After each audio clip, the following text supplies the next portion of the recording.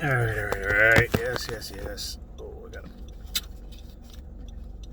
I'm recording already, and I've got a mask hanging in the way of my recording device. And I'm turning onto the freeway. Hello, everybody. I'm cranking these out when I can. I'm going to try and make these shorter. That's a motorcycle passing me on the on-ramp. Try and make these shorter and get out maybe 2 a day, separate topics. All right, I'm already getting behind. Hello, everybody. Welcome to Artsakh, the place where me and Sovereign Artsakh, a non-Armenian here, lays down his life for all things Armenia. I do have to come up with an introduction and be more organized anyway in these presentations. So, as you can see from the title, I've got some good news for you all. One of our most loyal opponents in the comment section on this channel has had a change of heart. It's amazing. He is acknowledging the genocide.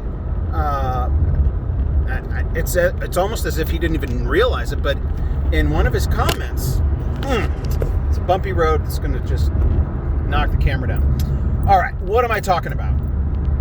So, you know your name. I mention you all the time, but I don't even know if I'm pronouncing your name correctly, so I'm not going to say it this time. But the argument is made, since, I, a non-Armenian, arguing for recognition of the Armenian genocide, that this horrific massacre of the citizens of a nation, they were massacred by their own government.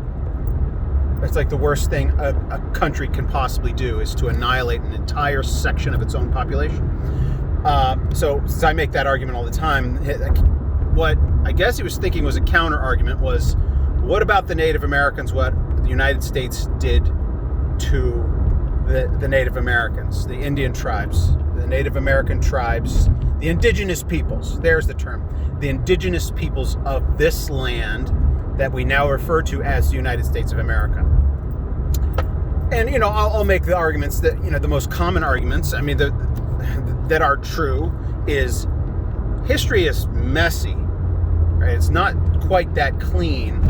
There was not a single indigenous population that occupied all of this land. There were hundreds, if not thousands, of individual tribes all across this land, many of whom worked with the settlers, and many of those tribes were peaceful, and many of those tribes were violent. Many of those tribes were massacring other tribes, right? So land, there was not one uniform Native American population.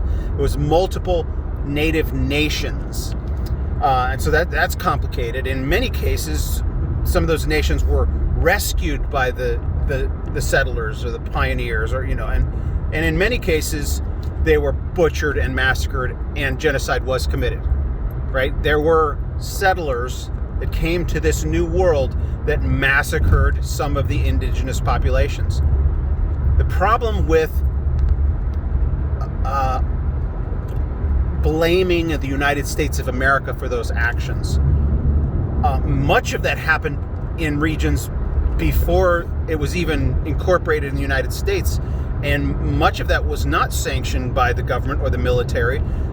Yes, awful things happened, and there were cases that were sanctioned by the government and the military. Okay, so you can't. In the same way, you are not blamed for the evils of a relative of yours, right? Say a family member does some awful, horrific things. You are not to blame for those things, right? That's the best analogy I can pull off the top of my head. So, but by making the argument that the United States should give back the land to the native populations, well, just proves that you've had a change of heart, my Turkish friend. That Turkey should give back the land to the indigenous peoples, like the indigenous peoples of that nation. right? That's to be consistent, to be rational. That's what you're saying, right? That you're in agreement that horrific things happen to the indigenous peoples of the land, and that the current tenants or the current overlords should give it back. Now, of course, I'm being extreme here. I know you haven't had a change of heart. I just know you live with cognitive dissonance. That you're trying to make an argument that actually disproves your own case, or that sides against yourself. But here are the facts. The United States has recognized some of the evils perpetrated by its own citizens and its own government in the past. Did you realize half of the state of Oklahoma belongs to Native American tribes? Half of the state of Oklahoma, not to mention other tribal lands given to tribes where they have self-government. They have their sovereign nations within the United States of America. Hey, we did it. Why doesn't Turkey do the same? Right? Okay, Armenians, we took your land. Come back. You can live within the nation of Turkey, but you will be a self-governing Armenian land.